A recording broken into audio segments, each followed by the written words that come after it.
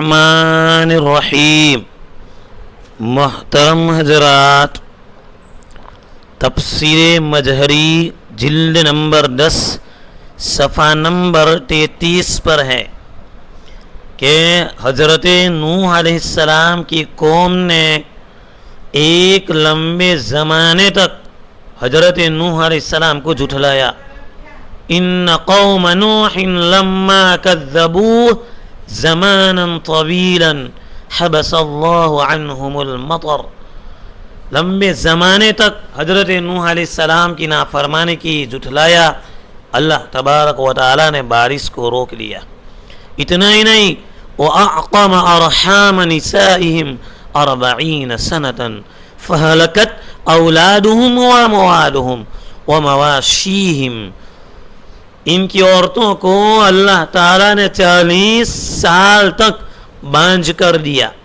40 سال تک کوئی اولاد ہی پیدا نہیں ہوئی، اور ان کی جو اولاد تھی موجودہ وہ بھی مال اور جانور ہلاک ہو گئے. اس وقت حضرت نوح علیہ السلام نے فرمایا استغفروا ربکم انہو کان غفارا یرسل السماء علیکم مدرارا. تم اپنے پروردگار سے معافی مانگو، توبہ کرو. استغفار، توبہ اور معافی شریعت میں کس کو کہتے ہیں؟ چنانچہ ریاض الصالحین میں ہے توبہ کی 4 شرطیں ہیں. نمبر 1 ان یقلع عن المعصیہ، کہ جس گناہ کے اندر مبتلا ہے اس گناہ کو چھوڑ دیں. سب سے بڑا گناہ تو یہ ہے فرض نماز کو چھوڑ دینا ہے. ایمان کے بعد سب سے بڑا اگر کوئی گناہ ہے تو فرض نماز کو چھوڑ دینا ہے. اب ہم اور آپ اپنے محلے کے اندر سروے کریں کہ فجر اور عشاء میں کتنے نمازی ہوتے ہیں.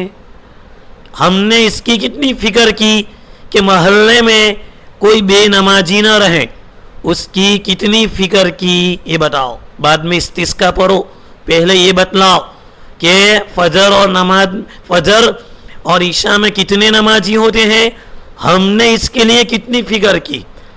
نمبر 2 پر ان یندم علی فعلھا، کہ جس گناہ کے اندر مبتلا ہے اس گناہ کے اوپر افسوس اور پچھتاوا کرے، افسوس ہو رہا ہو.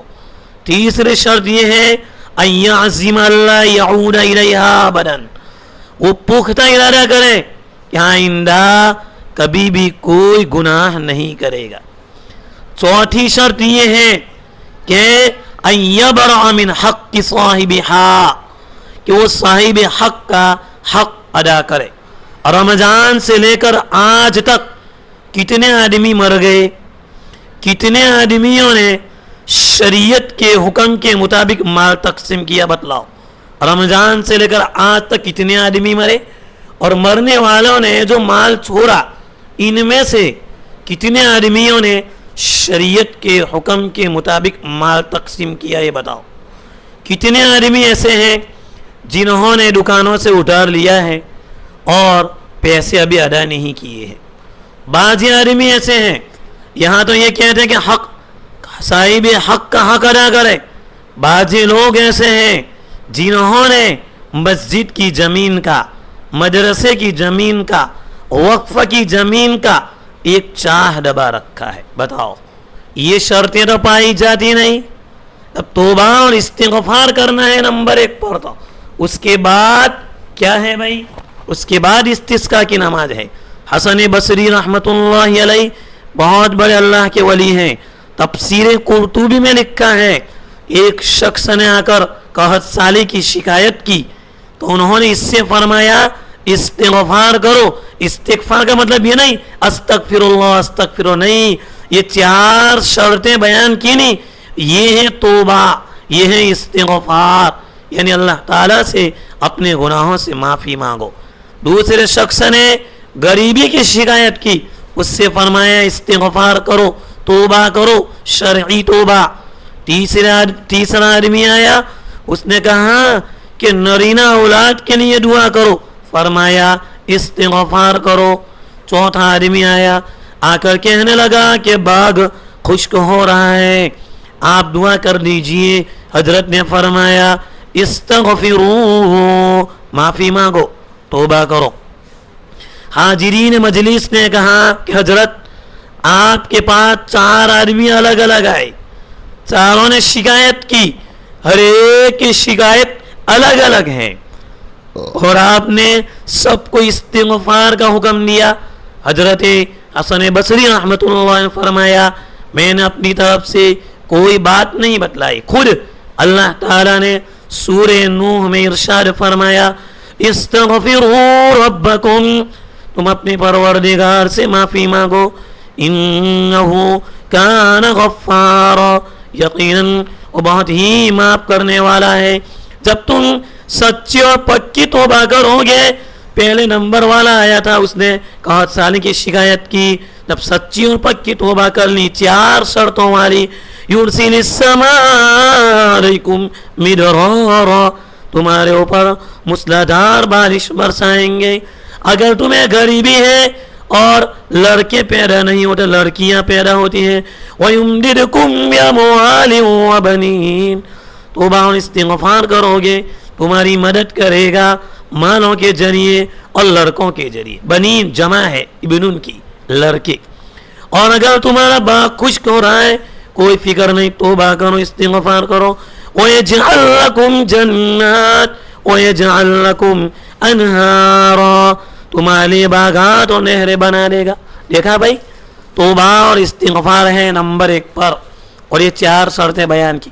نمبر 2 پر ابن ماجہ میں روایت ہے کہ جب زکوٰۃ روک لی جائے گی تو بارش بھی روک لی جائے گی۔ تھوڑی بہت بارش ہوگی وہ جانوروں کے طفیل میں ہوگی اور دودھ پیتے بچوں کے طفیل میں ہوگی۔ تو نمبر 2 پر زکوٰۃ پائی کا حساب کر کے ادا کرنا ہے۔ ہم نے اور آپ نے زکوٰۃ کے متعلق رمضان میں کتنا بیان کیا اور کتنے مسائل بیان کیے یہ بتلاؤ، اور کتنوں نے 100% ادا کیا یہ بتلاؤ۔ تیسرے نمبر پر شرط یہ ہے کہ صدقات اور خیرات کرنا ہے۔ آپ نے بار بار فضائل صدقات میں واقعہ سنا کہ ایک جگہ پر آسمان میں آواز آ رہی تھی کہ فلاں کے کھیت میں جا کر بارش برساؤ۔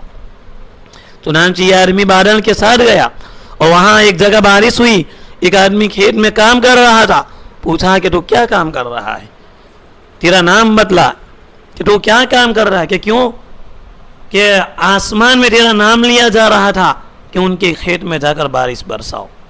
تو کہا کہ یہ کوئی بتلانے کی چیز نہیں ہے، آپ پوچھ رہے ہیں اس لیے بتلا دیتا ہوں۔ اس نے کہا کہ جو کچھ پیدا ہوتا ہے ان میں 3 حصے کرتا ہوں۔ نمبر 1، جو کچھ پیدا ہوتا ہے ایک حصہ اپنے گھر والوں کے لیے، دوسرا حصہ کھیتی کے کام کاج میں، تیسرا حصہ صدقات خیرات کرتا ہوں۔ ہم اور آپ کتنا صدقات خیرات کرنے کی ترغیب دیتے ہیں اور خود کتنا کرتے ہیں بتلاؤ۔ پہلے زمانے میں کسان لوگ مسجدوں کے لیے، مدرسہ کے لیے چاہ رکھتے تھے، اب الٹا ہو گیا کہ مسجد اور مدرسے کے چاہ کو، وقف کی زمین کے چاہ کو دبا لیتے ہیں۔ تو بھائی پہلے یہ 3 شرطیں ہیں کہ توبہ اور استغفار مکمل ہو، زکوٰۃ کی ادائیگی مکمل ہو، صدقات اور خیرات ہو، اس کے بعد قحط سالی ہو، قحط سالی پڑھ رہی ہو تو استسقاء کی نماز پڑھنا ہے۔ باقی استسقاء کی نماز پڑھنے کی کوئی ضرورت نہیں ہے، پہلے 3 شرطیں مکمل کرنا ہے۔ اللہ تبارک و تعالی پہلے ان شرطوں کو ہم تمام کو مکمل کرنے کی توفیق مرحمت فرمائے، آمین یا رب العالمین۔ ربنا تقبل منا